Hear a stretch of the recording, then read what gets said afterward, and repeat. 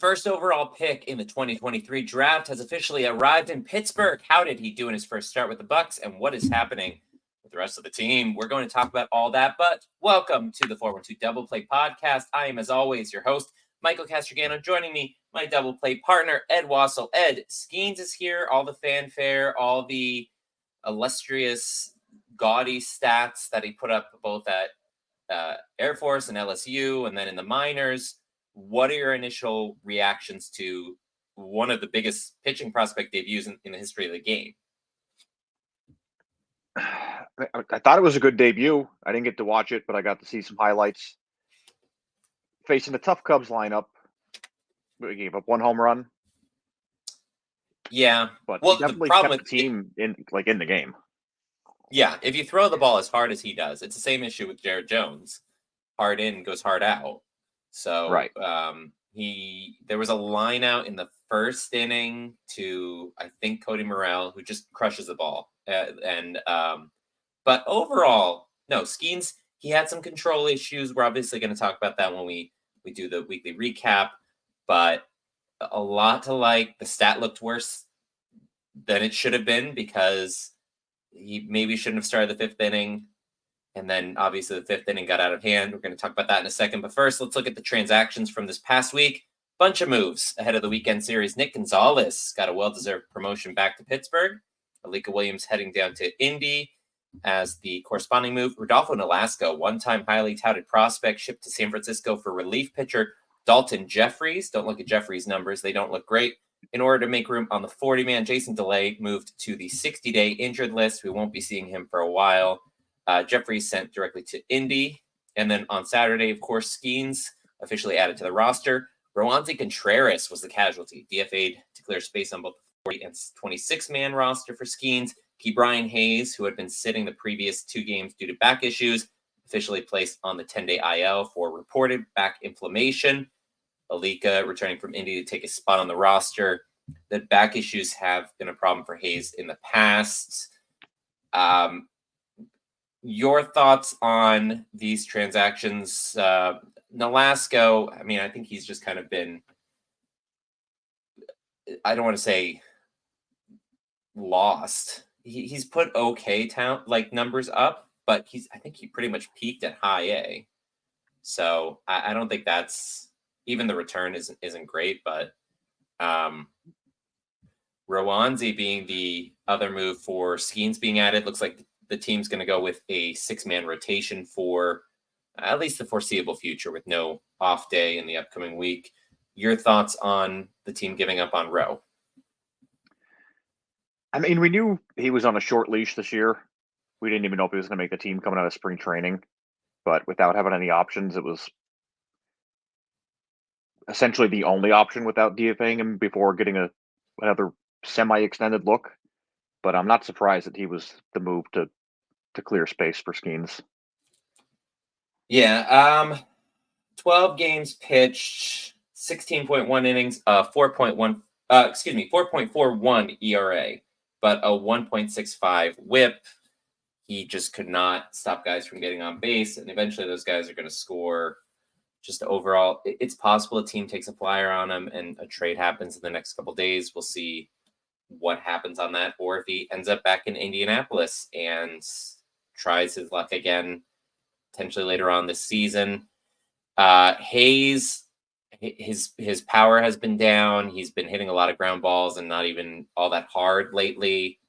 How concerned on a scale of 1 to 10 are you about these back issues that I think for the third year now have sent him to the injured list? Yeah, I mean, I believe you're right. I think it is the third year in a row, and I'm probably at like 7 or an 8, just because it's persistent. It's the same. I don't want to say the same thing because I don't know if it's different back issue, but that's rough. He's supposed to be your cornerstone third baseman, and then if you're not available, then it's not really cutting it. The defense hasn't suffered as a result of Hayes being out, and both when Hayes is on the field, Triolo has made some really great plays at third base. He's got a stronger arm. He doesn't have quite the instincts of Hayes, but he caught a line out in the game today. He's made some really good stops at third. Yeah, I think he got to some balls in foul territory, but you really want Hayes out there. One, Triolo doesn't have the bat that Hayes can have when he's healthy. And two, Well, that's an unfair speculation, I think, because you keep saying about the bat that Hayes can have, but he hasn't had that bat yet either. well, he hasn't had, if you look at what he did at the end of last season, if he's able to continue that, yeah, he hasn't been able to do it over a long stretch of time, but if it's Right. because They, of the they all have injuries, they all have spurts, but he yeah, hasn't been consistent enough for me to be like, oh, he should be batting this, or he should be hitting this many home runs. That's He's just not there yet for me. well, it's definitely frustrating either way. But Triolo being over there kind of squanders the depth, and he works best as a bench player, being able to bounce around. Gonzalez does well at second base. Alika Williams is good defensively. Cruz has been heating up. He had a really strong week. So let's go ahead and get into the weekly recap, which wasn't great. But starting off Monday, Mitch Keller on the bump against the Angels. Keller goes the distance. 9 innings, 5 hits, 1 run, 1 walk, 5 Ks, second career complete game. His last one was the shutout from last season. Almost a year to the day. I think it was May 7th, 2023, that he had the complete game shutout. He did this on May 6th. Edward Olivares doubled and homered as the Bucks won 4-1. Game 2 didn't go quite as well. Quinn Priester pitching for the Bucks after coasting through the lineup first time through. Ran into some problems, allowed a 3-run homer to Kevin Pillar in the 4th, surrendered 2 more runs in the 5th, only lasted 4.2 innings in the outing. Offense non-existent, managed just 3 hits. Pirates were shut out 9-0. And then final game against LA, Pirates had a 4-2 lead going into the 6th inning, but starter Martin Perez allowed back-to-back singles to lead off the frame, subsequently replaced by Luis Ortiz, who has shown that he's been better in relief, but allowed both of those runners to score, as well as another to give the Angels a 5-4 lead and eventual victory. And now to the Cubs series. Game 1, Jared Jones on the bump. He gave up a home run to Cody Bellinger in the first 0-2 fastball down the pipe. Belly was ready for it. It was 3 straight fastballs, and that one was just a meatball that professional hitters are going to hit. 5th inning double by Belly scored another run, this one unearned, as Grandal fumbled the relay at the plate. Cubs plated a 3rd run in the 6th, and that was all the offense they would need outside of a pair of first inning runs via Nick Gonzalez, 2-run single. Bucks bats went cold as the team lost 7-2. And then Skenes' debut Saturday. Buckle in. Skenes had some uncharacteristic control issues, had some long counts. 3 men reached base due to free passes, 2 via walk, 1 via hit by pitch. 4 frames of work, 4+ technically. Connor Joe and O'Neill Cruz hit back-to-back home runs, while Michael Taylor added a long ball of his own. There's a lot of fireworks on Saturday to give the Pirates and Skenes a solid cushion in the game, because Skenes left in the 5th inning with 2 on, no outs, 6-1 lead.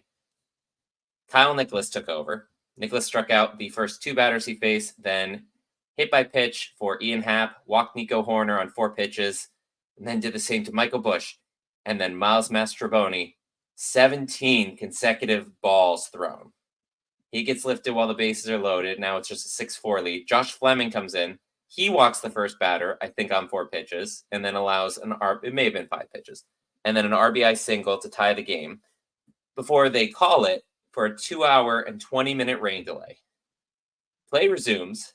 Colin Holderman, he walks the first 2 batters he faced. I think it was the 2nd time or 3rd time. I'd have to go back and look at the numbers somebody posted. Probably Sarah Lang's. That a team had walked, what was it, 7 consecutive batters, or that 7 consecutive batters had reached base without a hit.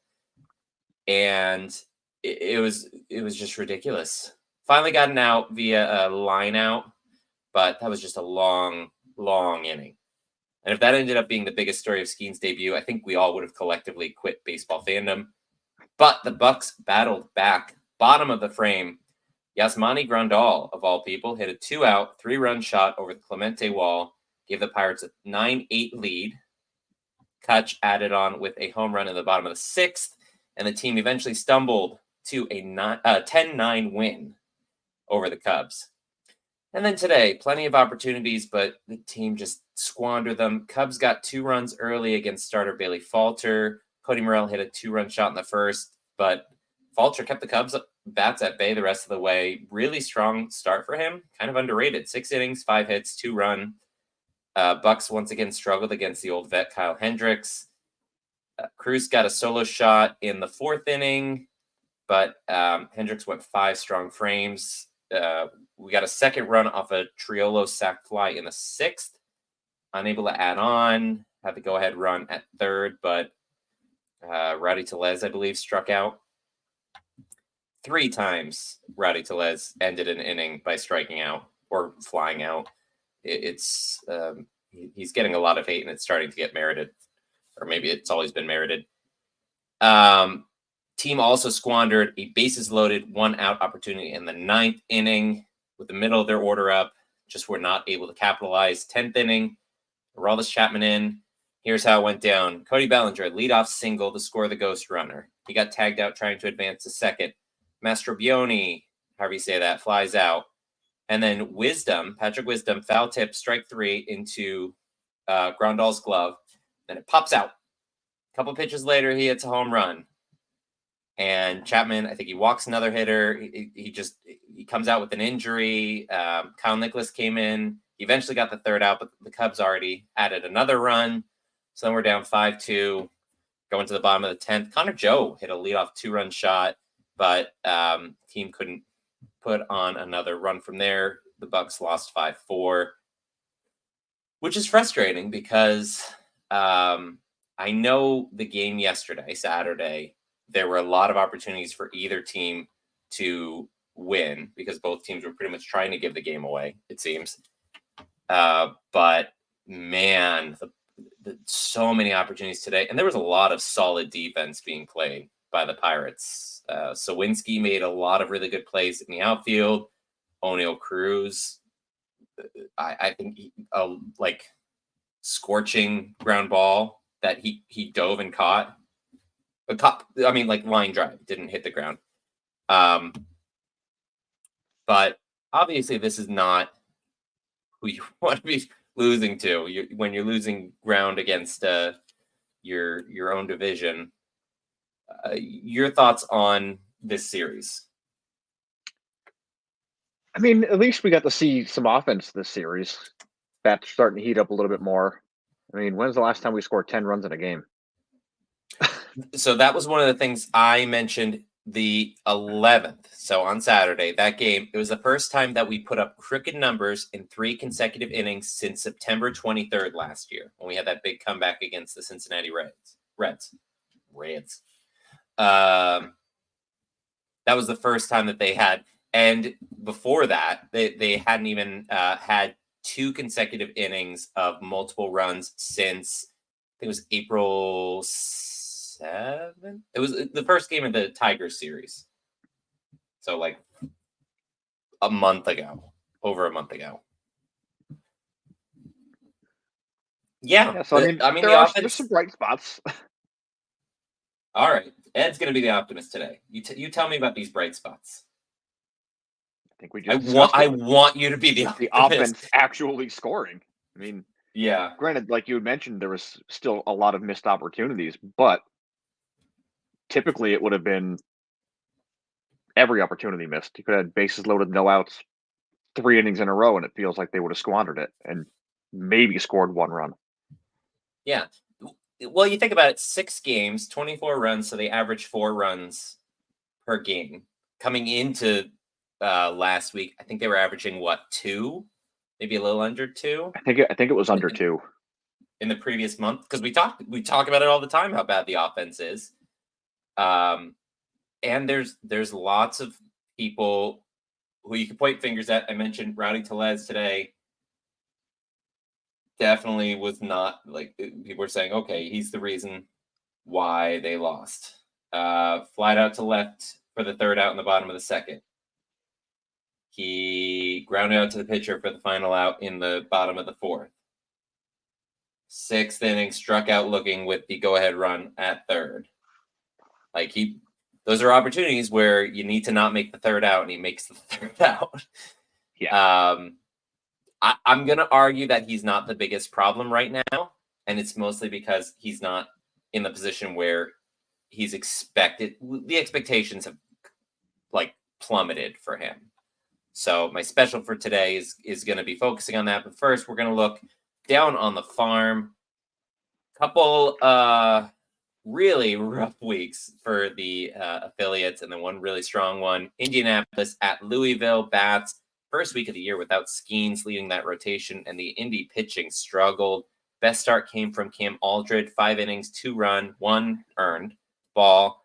Offense, on the other hand, big week from G1 Bay. He went 6 for 20, triple and a home run. And then we also saw solid production from outfielders Billy McKinney, who I think batted 300 on the week, and then Kenan Smith and Jigba. He had a couple extra base hits. Indy drops to 17 and 19 record. Altoona hosting the Somerset Patriots had a couple games postponed, a few double headers in there. Strong outings for Braxton Ashcraft, who tossed 5 shutout innings with 2 hits, 2 walks, 5 Ks, as well as Po Yu Chen, who had 6 innings of 1 run ball, 4 hits, 1 walk, and 3 strikeouts. But the Curve lost 4 of the 6 games this week. Offensively, starting to see Jace Bowen heating up. Hit 455 on the week, 1.091 OPS, 2 stolen bases, as the Curve fall to 8 and 25 on the season. Not looking great in Altoona, despite that really interesting pitching staff. Greensboro at the Bowling Green Hot Rods. They also lost 4 of 6. Lonnie White Jr. hit 2 home runs, but that's really all he's doing. He struck out 10 times. He's been struggling with hitting consistently, batting average south of the Mendoza line at 177. Charles McAdoo, though, is continuing to hit, drove in 8 runs on the week for the Hoppers. And Hunter Barco, best start for Greensboro this week, 5 innings, 1 hit, no runs, just 3 strikeouts, but he's still getting weak contact and avoiding the barrel of the bat. Hoppers are now 18 and 14 this year. And finally, Bradenton hosting the St. Lucia Mets. They went 6-0. This team is on fire lately. 5-1 last week, perfect at home this week. Omar Alfonso, going to go ahead and point out that Murph told me about him when we were doing the prospect preview. He is just crazy numbers. Triple slash line, 500, 609, 778. Like that's an almost 1,400 OPS over 6 games, 5 walks to 4 strikeouts. Additionally, new addition, Kiner Delgado, he notched 4 extra base hits, including 2 home runs on the week. Make a really strong first impression there. He just moved up to the Marauders. Best starting pitching outing came from Hung Lang Chang, who I'm sure I'm pronouncing that name wrong. He went 5 scoreless in his start, 4 hits, 4 strikeouts, as Bradenton surges to 15 and 18 record. Ed, have you been to see any of the minor league baseball this year? I know your closest ballpark is the Scranton Wilkes-Barre Rail Riders. My closest one is the Lehigh Valley Iron Pigs. Because they changed the way the schedules work, we don't get to see the Indianapolis squad travel our way much, if at all, anymore. I don't think So how much do you? Yeah, Go ahead. I was gonna say I don't think they've been to the Wilkes-Barre Scranton area in like years. Yeah, COVID. I don't know if it was something that they had planned to do before 2020, or if it was a result of that, and they just kind of hung on to that like limited travel area.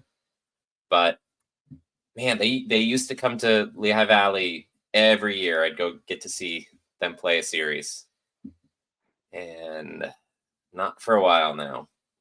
But I mean, we got some interesting names there. Really cool to see with Ashcraft having a strong start. I feel like the outing the previous week, he got roughed up a bit, but he's starting to get stretched out a bit more, starting to show up. And then Jace Bowen also starting to hit because he's got a really good swing, very compact. Um, but yeah, gotta hope that things work out there and Altoona starts heating up a bit. All right, now to the special for the week. The biggest problem that I'm seeing with this team's offense, it's not McCutcheon. He's got a top 10 barrel rate in baseball. If you want to keep hitting him leadoff, he's going to start getting those hits to fall. We already saw him crush a home run in yesterday's game. It's not Tellez because he's already dropped down to like the 7-8 spot. Expectations are pretty much at the floor with him. The biggest issue right now is Brian Reynolds. We saw the offense starting to spark back to life over this past week, but the one constant that has continued to struggle is Brian Reynolds. Coming into Sunday, he had a 236, 337, 382 slash line. Over the past 15 games, he has a 169, 234, 322 line, including going 0 for 5 today and grounding into a fielder's choice with the bases loaded in the bottom of the ninth. Got a bit of a boost after changing his walk-up music last week, but has fallen back on hard times. Just 2 hits in his last 20 at-bats. 3 walks to 7 strikeouts. Is it time to worry about the franchise outfielder? Maybe. For starters, his average exit velocity is down from a 90.9 rate last year to averaging about 88.7 this season. But over that aforementioned 15-game stretch, he averaged 93.2 and got some poor batted ball luck to the tune of a 262 BABIP. He's also walking and striking out at the best rates of his career at 13.5 and 20.8 respectively. Is he going to turn things around? Similarly with McCutcheon, who, again, is barreling the ball at an incredible rate, career best. I'm not worried about Kutch. He's getting some crazy bad luck. I'm starting to worry about Reynolds because you've got him in the 2-hole. You need to get some offense from him. You need to get some success. He's got to start hitting singles, doubles, home runs. Ed, how big of a problem is it that Reynolds has not been contributing at the rate that we expect him to? I mean, obviously, it's definitely an issue, but with some of the stats that you just laid out, he's essentially in that same category as Kutch. You said exit velocity was up, well, from last year's average this past like week or whatever. It's up over 3 miles an hour. So he's hitting the So ball the hard. difference, though, you're not wrong because obviously that's the point that I'm alluding to. He is hitting the ball hard. He's not getting the kind of launch angle though, because you look at barrel rate and that's between like a certain. I'm going to go ahead and use it on here. Certain degrees, between like 15 and like 35 degrees, and then a certain exit velocity within that range in order to hit the barrel rate. So barreling the ball, you could hit it like 120. Well, no, if you hit it 120 miles an hour, it's a barrel, which is what Cruz did on his home run today. Was it today? Yeah, I think it was today. Hit it like 186 feet in the air and somehow managed to clear the wall and right. The problem is that Reynolds needs to get that launch angle back. So if he's got, it was a similar issue we saw with Key, because if he hits the ball on the ground, if he's just like popping the ball up, if he's just kind of getting jam shots, so like maybe he's hitting the ball hard, but it's just not quite getting the right angle. Those aren't going to have that kind of like air quotes batted ball luck. But again, like you said, like I said, he is starting to hit the ball a bit harder and is kind of getting some batted ball luck. I mean, man, it just didn't look good today, and that was why I wanted to talk about him, because he is the 2-hole hitter and he is struggling. And Cruz he is is hitting the 3. person that we expect to have like the highest batting average on the team because typically he's up there near the top. Right. I know how much you love Connor Joe, and Connor Joe had a really good week. What did he hit, like 2-3 home runs this week? He played really well. But that's one I don't know. Could he get overexposed if he's in the lineup Oh, too often? 100%. That's always Right. a concern with Joe. But yeah, he is at least producing. He's playing okay defense. He's not gonna like win a Gold Glove out there, but he's already got 5 home runs on the year. He's got an 866 batting average. Um, yeah, I mean, it's Joe's doing everything you want him to, and touches batting under 200. Reynolds is 233 now. Um, Sawinski 170. I mean, the offense is still it's been bad. It's been so bad that it's going to take a while before they get good again. But is it a problem that the guys who you're looking to rely on, like Reynolds, are not part of the success over a week where you score 24 runs in 6 games? It is. I just don't think it's a huge problem. Just because, like, the way I think about it, all right, they weren't really a big contributor to a week where they scored. Would you say 24 runs, 26 runs, whatever it was? 24 runs in 6 games. Yep. So I'd rather score 24 runs in 6 games and have some of our top guys maybe not contribute, rather than score 9 runs in 6 games and they're the only guys that contribute. Yeah. Well, I mean, I think the big plus is that the pitching has been really good. Jones, I mean, I could look at it on the. Yeah, I'm just gonna look at this past week. Jones 6 innings, just the 2 earned runs. Falter, uh, oh, he had the bad start I think last week, but he looked good. Perez been a little bit shaky, but uh, Priester, when he gets into trouble, it becomes a problem. Skenes looked really good. Jones looks really good. Keller had his best start of the season.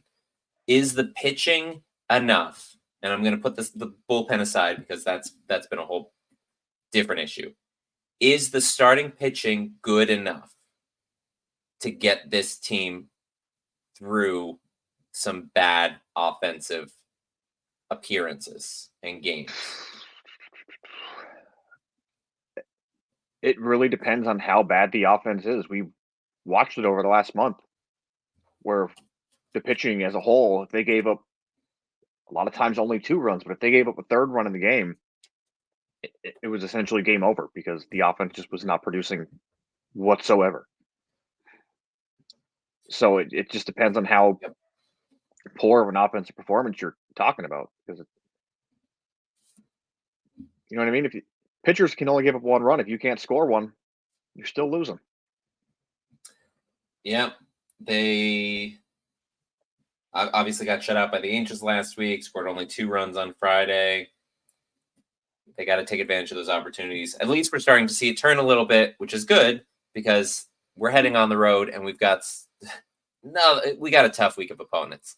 So on the road for divisional foes, we've got a 3-game set at Milwaukee, followed by a 4-game set in Chicago against the Cubs, with a lot of rematches potentially slated there. First game of the Brewers series, we've got Mitch Keller going against Colin Ray. And then Martin Perez against Joe Ross, followed by Jared Jones versus the rookie Robert Gasser. Gasser, I think, just made one start for the first time this past week. I think he just came up. But your thoughts on how the Brewers look? 24-16. Obviously, have been playing better than us. Just took 3 of 4 games against the Cardinals, which they should, but you know. Your thoughts, like what's the most important thing going into the series, or the most important players that the Pirates need to focus on? Either side, whether it's like worried about on the Brewers side or these guys need to contribute on the Pirates side. I would I would say as far as who you're worried about, it would be oh my god, I'm completely blanking. William Contreras. First baseman, Oh, Hoskins. Hoskins, yeah. Hoskins. That to me is your biggest power threat for them, and he's just kind of proving every other team wrong that did not want to sign him this offseason. Yeah, he's up to 9 home runs on the season. 805 OPS. Pretty much the only thing he does is hit home runs. But yeah, I mean, my big concern is William Contreras. He's batting 346. He's got a 954 OPS. He's just been like I mean, I've got him on one of my fantasy baseball teams, so I've been pretty closely following how good he's been doing, and he's been jump starting the middle of that lineup. But the pitching side, like their pitching's not great. We're avoiding Freddie Peralta, which maybe that's a bad thing because for some reason we are just terrible against bad pitching. But yeah, Colin Ray, he's got a 3.29 ERA, Ross 4.75, and then again Gasser, just the one start. Didn't allow a run, 4 strikeouts, and 2 hits in 6 innings. So he's got some good stuff. Young, certainly going to be concerning. But your predictions for the Brewers series? I'm hoping the offense continues to produce and heat up a little bit more. I feel like the Pirates should win 2 of 3. They should win 2 of 3. We just struggle so badly in Milwaukee, even when the Brewers weren't good. Like, I don't think they've ever not been good, and we were good. But not in recent memory, at least. But we just always going into Milwaukee have struggled. So I'm predicting 1 and 2. I'm really worried about that Gasser matchup. Although it looks like, if Jared Jones is facing him, at least it'll be interesting. See how this 6-man rotation plays out. But yeah, obviously I hope 2 and 1. I would love to see that. Brewers are just, that offense is really good. And I think their offense is going to be enough that they're going to get through against Keller, against Perez, possibly against Jones. We'll see. Weekend series, unofficial starters, because both us and the Cubs are kind of moving around those rotations a bit. But it looks like it would be, is that right? Paul Skenes? No, that would be on a 5-day schedule. What am I missing? Oh, it'd be Priester. So it'd be Priester against Justin Steele on Thursday, Paul Skenes against Kyle Hendricks on Friday, Bailey Falter against Shota Imanaga on Saturday, and then on Sunday would be Mitch Keller against Hayden Wesneski. Imanaga and Wesneski we missed in this series. Imanaga just having a crazy, great rookie year. Wesneski, I don't think he is a rookie, but also has some pretty good stuff. Your thoughts on how we stack up against a Cubs team we haven't seen in a couple days at that point? I'm concerned about Imanaga because he has just been, like you had mentioned, ridiculous. The big hit on Imanaga coming into the U.S. was, he has a home run issue. He's going to end up giving up a lot of home runs. He's got great control, but he's going to give up a lot of home runs. And I think he's only given up like 2 or 3. Let me just double check on that. He's given up 3 home runs in 41.2 innings as of this recording. So obviously, he pitches on Monday, and then he might give up some more. That's crazy because Chicago, I've heard it's called the Windy City? You would think that he'd have some issues with that because he might be prone to the fly ball. He's got a .82 whip. Maybe the wind's blowing in. Maybe the wind's helping. It must be. He's 5-0 in 7 starts. I think the Cubs have won every single game he's pitched for them. So that one's obviously going to be a win because, again, we're just going to crush. Good start. Justin Steele only went 4 innings in the game Saturday, so that's a win. So, oh man, do we go Imanaga's a lefty? We don't do good against lefties. Actually, we've been better against lefties than righties this season. That's surprising.